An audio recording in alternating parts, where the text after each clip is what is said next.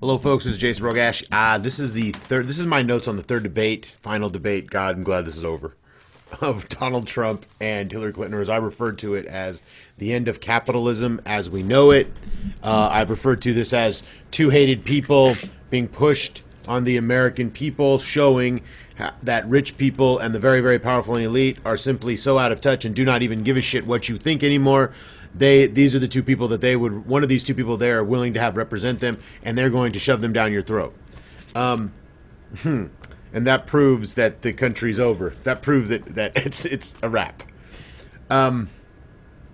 First of all, the debate started like every other debate starts. They mentioned the Second Amendment. That's when I started getting interested, is when the Second Amendment was mentioned. Too much talk about gun rights.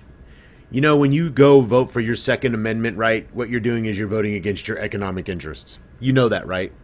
When you conservatives continue to do that, and you go vote because somebody's pro-Second Amendment, or you perceive them to be more pro-Second Amendment than the other candidate, which both these candidates are pro-Second Amendment, but you perceive Donald to be more than that, or any Republican, you're voting against your own economic interest. Go read What's the Matter with Kansas. It's a terrific book. That goes more into detail with that. Trump wants to overturn Roe v. Wade. This is something I didn't know. I thought Donald Trump was pro-choice.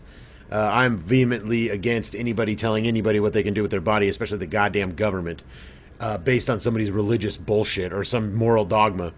So Trump wants to overturn Roe v. Wade. He didn't come out and just say it, but he said it.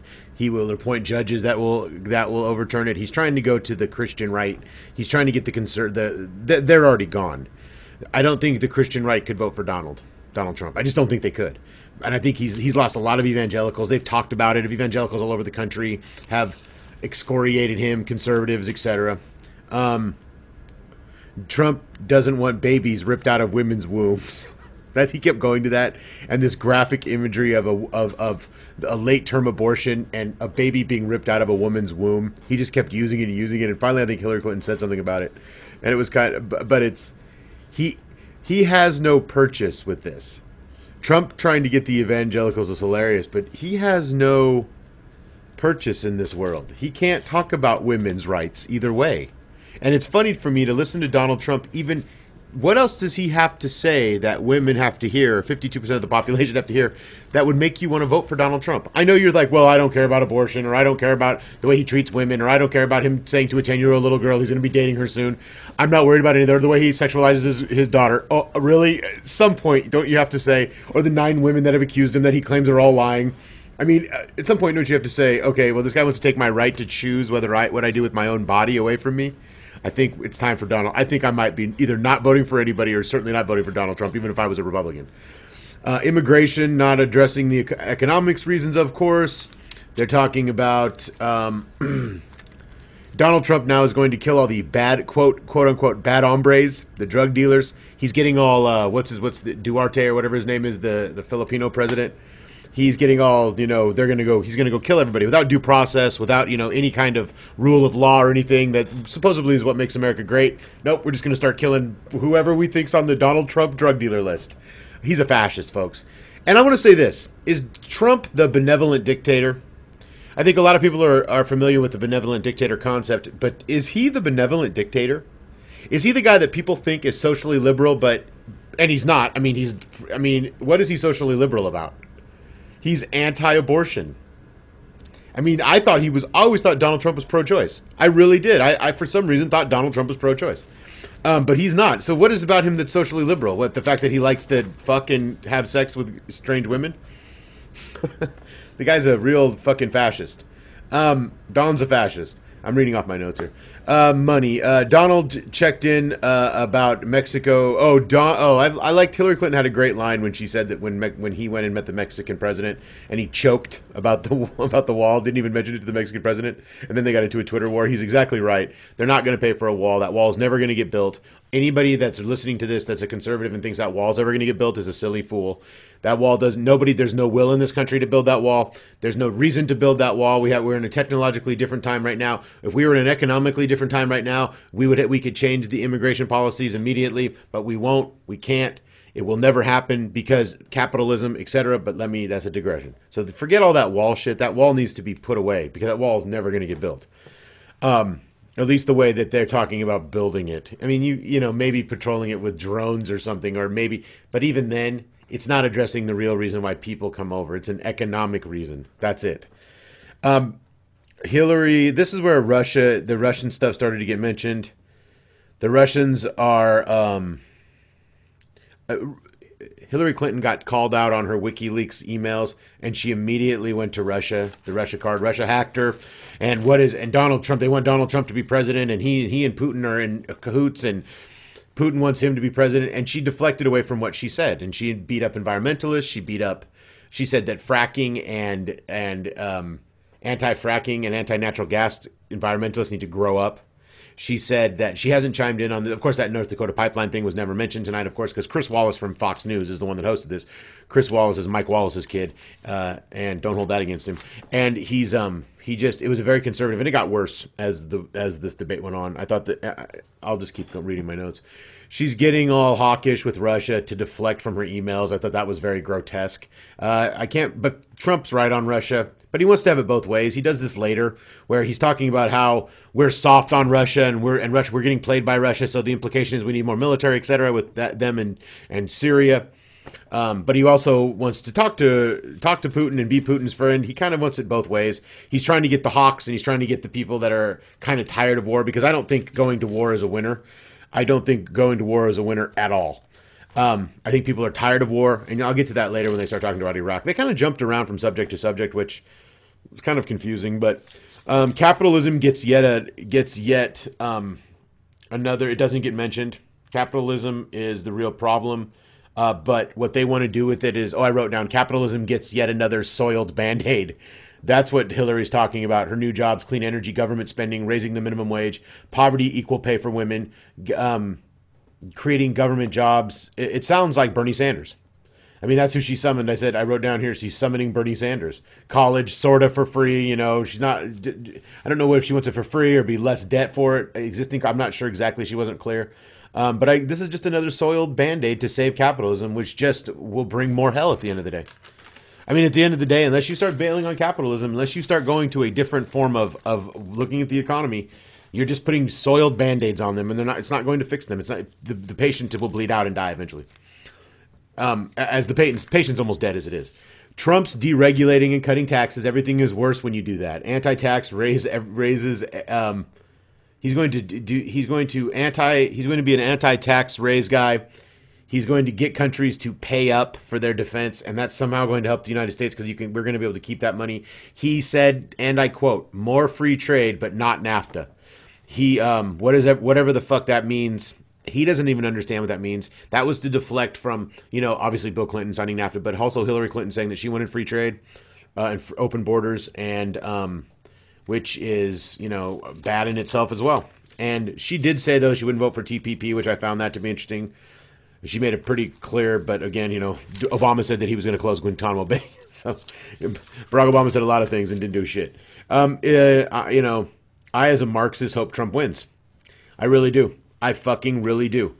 Because it'll just speed up the end of capitalism as we know it. It'll just completely fucking unravel this system, and we can stop playing games and we can stop pretending, and maybe this country can get better. Because with Hillary Clinton, she's gonna increase spending, and she's going to help and get jobs and put, like I said, a Band-Aid on capitalism. Capitalism's the problem here. Hillary is right on the economy. She's right. If you live in this system, in the two-party system, and the way we all perceive it to be in reality, without me, being a radical like me who wants to get rid of the whole system, she's right about the economy.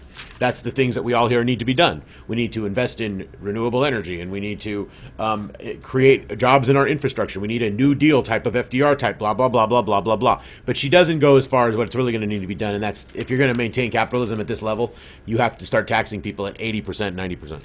And I don't think she's willing to do that because most of her donors would leave her. Also, Trump just compared America to India and China. And what I find funny about Donald Trump when he does this, and a lot of Republicans do this, what they're saying is, hey, look at China growing at 7%, look at India growing at 8%, look at that. You know why they grow so, you already know. I don't even need to tell you. They grow so fast because of their labor policies. China is a slave labor communist country. They use slave labor. They pay nothing per day for their citizens to have labor. Nothing. And the government absorbs all the costs. So the corporations don't provide. There's no such thing as labor unions or health. I mean, there is because it's a communist country, but everything's owned partially by the state. So it's all, health care is provided for the worker, quote unquote. A terrible health care, a terrible country that's environmentally almost as bad as the United States, which is saying something. And it's going to surpass the United States as the biggest polluter in the world over the next 50 years. And this is who you're comparing. You're trying to emulate. If you're Donald Trump, you want to be more like India, who oppresses its people, who you have, remember what happened with Monsanto and the Roundup seeds and the farmers drinking the pesticides to kill themselves because these seeds, they couldn't make money on their farms anymore. And that's how about the way Microsoft treats the programmers in India, and they use these farms of programmers and pay them virtually nothing. And that's just 2 American corporations that do that. Of course, American corporations love China and India because their labor practices are so horrendous, and the state enforces labor, holds labor down. And Donald Trump mentioning those 2 things, comparing him to America, was disgusting to me. Donald wants to bring shit jobs back from India and China. And how is he going to do this? Lower wages for you and your kids. I mean, that's what he's going to do. That's what he's talking about. You want to make America competitive again, lower taxes for the rich people, and you poor motherfuckers are going to have to probably take less money. Donald Trump's, I'll go on about that later. Capitalism, class warfare is the only warfare, as I've said, and that's what Hillary started to do. She should have started it earlier. I mean, if she would have gone with this earlier and gone a little more Bernie Sanders earlier, she'd be blowing Trump out of the water. However, Donald Trump blames Hillary for him making money. I found that funny when they were getting to a little argument. Trump says, because she was one senator, so everything is her fault, her fault. And I agree, a lot of things she could have had more of an impact on. But how was she going to exactly change everything at being one senator? So, and with a Republican Congress. And a Republican, I mean, come on. It's just ridiculous. And he gives her a lot of shit for that. And it's her fault that he made money. I mean, I think, and that's what he said. Well, it's all your stuff. It's, he compared himself to George Soros and other people that support her, and Warren Buffett, who got huge tax breaks and make money offshore and doing those things. And I think she broke a pool cue over his back. I mean, she really did when she rebutted to his assertions, and she said, he is really nothing but a rich kid, empty celebrity. That's all Donald Trump is. And you started to see this in the debate, that one is so exceptional. Have you ever watched one sports team against another, or one athlete against another playing whatever sport, and one you can just start to see one slowly just as better, period. And Hillary is just better at being a politician. And that's not saying much because she's not the greatest politician, but she knows a lot more about the issues. She has ideas, she has plans, and she can execute those in a vocal way that you can understand. Donald Trump cannot. And it was shocking how little he knew. And I think the only reason that she's not totally destroying him is because of Clinton fatigue. And that's the only reason he's even still in this. And populism. But Clinton fatigue. People are tired of the Clintons. They're tired of her, and they're tired of the Clintons. The woman thing came up, of course. The 9 ladies, according to Donald Trump, are all lying. He has no credibility at all in this. And when he says, this is a quote, "Nobody has more respect for women than I do." That's what Donald Trump said. With his Billy, but I mean, come on, no credibility there. If you are rich and you hate women, Trump Pence 2016, and I mean, he's a very, I mean, his anti Roe v. Wade stance, his pussy comments, his Machado remarks, tax cuts for the rich, and more free trade. I mean, that's what Donald Trump is. That's what it boils down to. And Trump's running ISIS. Trump's running on getting ISIS. I mean, that's really what he kept going to. I don't think that's working in a bad economy. It's the economy, stupid. We're growing at less than 1%. 1%. I mean, we're not even meeting enough jobs every month. There's almost 20% real unemployment. This country's in deep shit economically. This should have been the whole debate. It should have just been an economics debate. But we are in deep, deep shit. And the American people are frustrated, so they take it out in other ways. They don't know how to control the economic thing at all. They have no idea. So they go and they take it out on the Mexican. They take it out on the black. They take it out on, they want more law and order. They want whatever. They want it fixed. And they get angry at other people. They get angry at people that they believe are to blame when in fact it's the rich that are to blame. And the rich do this to deflect their blame from it. Like I said, Donald Trump is an empty, shallow, frightened, arrogant, psychopath misogynist. I mean, that's what he is. Trump brags about his decadence. I mean, about his apartment in New York. I mean, while people are starving and people are looking for economic answers, he's bragging about how much money he has. Accepting the results of the election, Trump making wild accusations about the election being stolen, which has such irony to hear a Republican talking about stolen elections and how the elections are rigged. I mean, does anybody remember fucking Florida in 2000 or Ohio in 2004 or 2000? I mean, does anybody remember that? Does anybody remember the Diebold machines or Bev Harris? Does anybody pay attention to this shit that's still going on? Isn't that hilarious to hear Republicans talk about stealing elections or the Supreme Court? Hillary shouldn't even be able to run. That's why it's rigged against him. He actually went to that. The fact that she can even run, that's why it's rigged. Which a lot of people agree with that. They say, well, look at the whole system is, and I agree. When they can force two people like Donald Trump and Hillary Clinton against each other, and you have to choose between one of these vile creatures, two people with such unbelievably high unfavorability ratings, it's amazing to me. Everyone is against Trump. He's dangerous. He's paranoid. He's irrational. He has certain impulse control issues. You can see that with the tweets in the middle of the night. I think he's a dangerous human being all the way around. Donald Trump in Iraq. He brought up for the third debate in a row MacArthur and Patton. Douglas MacArthur and George Patton. He brought them both up again. And third debate in a row. And he brought them up in the sense of, what happened to the element of surprise? Why are we telling ISIS what we're going to do in Mosul, in Iraq? They've known for weeks. They're gone. They're not there anymore. I mean, as if that's going to, unbelievable. And he brings this up. It shows how shallow his knowledge is. It shows how little he knows. And then this is a man running for president, and he didn't even take the time to go learn more about these issues in Mosul. He didn't, and he still, for the third debate in the row, brings up Douglas MacArthur and George Patton. How out of touch can you possibly be? I mean, that's just too much TV, not enough reading, or too much reading of the wrong. No, Donald Trump doesn't read. Too much TV. That's a History Channel scholar. Third debate, he mentioned it. I was stunned. Clinton on Iraq will not support putting American soldiers in after Mosul, after ISIS is removed from Mosul. She says that she's not going to put in more troops, which is the right thing to do, but I don't believe her. Trump blames America for Iran, which makes little sense he makes very little sense on the Iraq issue about this. He will put troops in full time in Mosul. He didn't really answer that, of course, which is extremely unpopular, but inevitably it was what the military wants, so that's what will happen. Hillary Clinton mentioned Roggasch at the Iraq border. Trump is a teenage boy trapped in a douchey, doughy body. I wrote that down. Syrian refugees that are coming to America are all ISIS, so we need to make sure that we watch ourselves from that, and it's the great Trojan horse. He's used this now in the second debate in a row. No-fly zones over Syria, bad idea. I think bullying Russia and Syria, which is right. Syria is a neocon-created war. That is what is going on. The neoconservatives have been doing this. They want this whole area. Go back to the Project for New American Century documents. They're just continuing this going. Hillary Clinton's a neoconservative.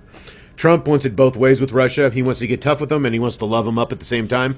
Syria has played you so much. Assad has played you. Assad has played us. Russia has played us. But at the same time, now we're going to be friends with them. It's both. He doesn't know the issue, and he has no. And you can tell that he really doesn't have a strong grasp on what's going on. Federal deficits are not an issue. I hate this when people start talking about federal deficit, when they do the federal deficit dance, because really, if you use modern money theory, baby, you get rid of private debt and you make it public. Our sovereignty and our ability to print our own currency is the most important thing, and it's the most important part of our economy. And that's what drives me crazy about this, because people don't understand it. It's the issue that people don't understand the most about what the federal debt is, really. Trump is not logical about the economy at all. Hillary brings up Trump's past bashing the economy. He bashed Ronald Reagan, which I thought was great. He thinks China is smarter because China has cheap labor. So that's why China is smarter. That's the whole reason China's got a better economy. Trump's outrageous if you really think about that. Trump's criticized Ronald Reagan. That was funny. He is woefully inadequate in running for POTUS. He doesn't know much about what's really going on in the economy. He really doesn't. He's out of touch grotesquely, and out of touch badly to a point of it's almost It's almost comical. He's almost just a comic book character.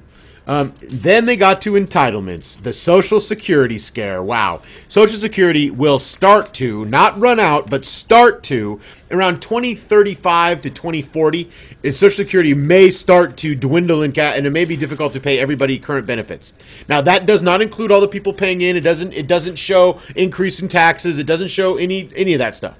It's just and the number and the time that Social Security is supposedly going to run out of benefit money, it gets pushed back about every 5 years or so. It gets pushed back 5 years. It's a great Republican scare tactic, and Chris Wallace works for Fox News. Chris Wallace is a fucking conservative. He's he's not a real journalist. He's a conservative journalist. And of course, you've got to mention Social Security because really what this is we want to privatize Social Security. They didn't come out and say it because it's an extraordinarily unpopular position. Not even a Republican could say we want to privatize Social Security because old people would be like, what? People that are 60 would be like, hell no. People 55, fuck you.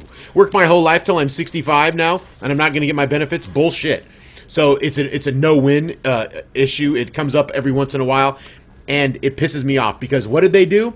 They call it entitlements, and they say, well, 50% of the federal budget, 50+% of the federal budget is spent towards entitlement programs, which is a questionable number at best. Never mentioning that military spending is actually 60% of the federal budget.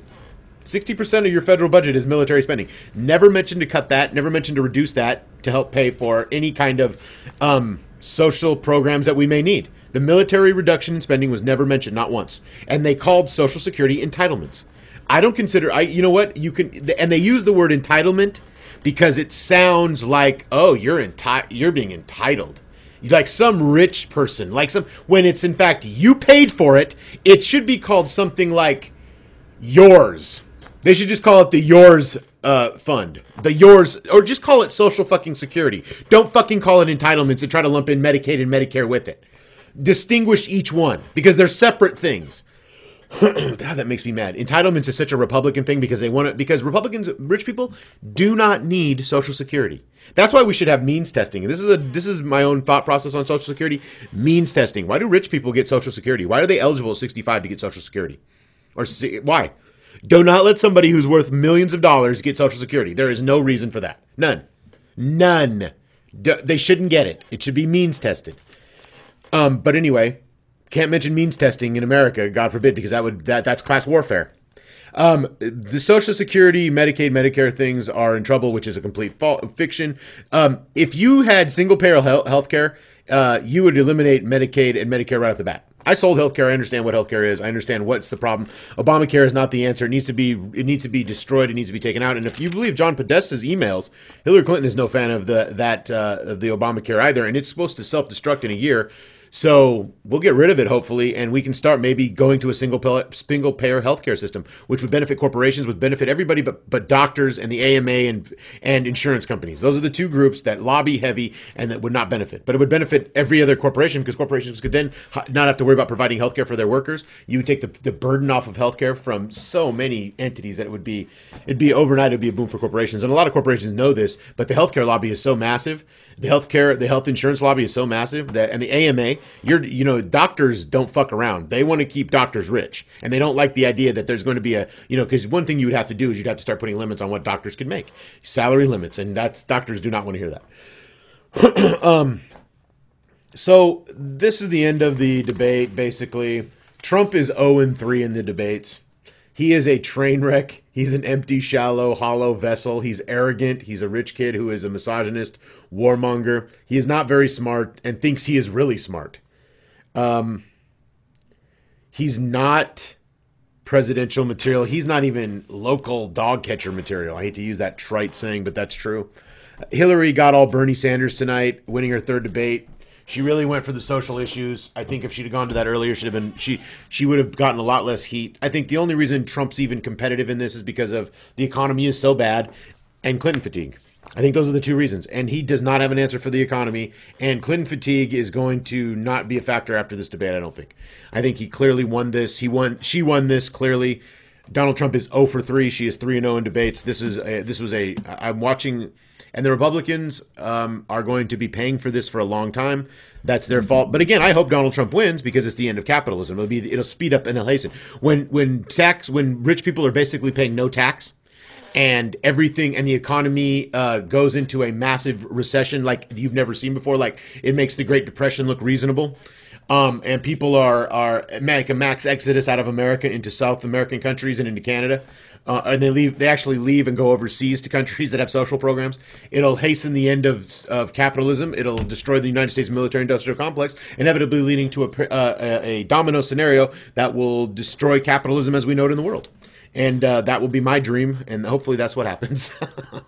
But make no mistake, Hillary Clinton won all three of these debates, and she can spike the football, and she not probably, I can guarantee she's going to be the next president of the United States. Thank you for listening, and I'm sorry that we had to go through this together. Hope this tragedy bonds us. Thanks for listening.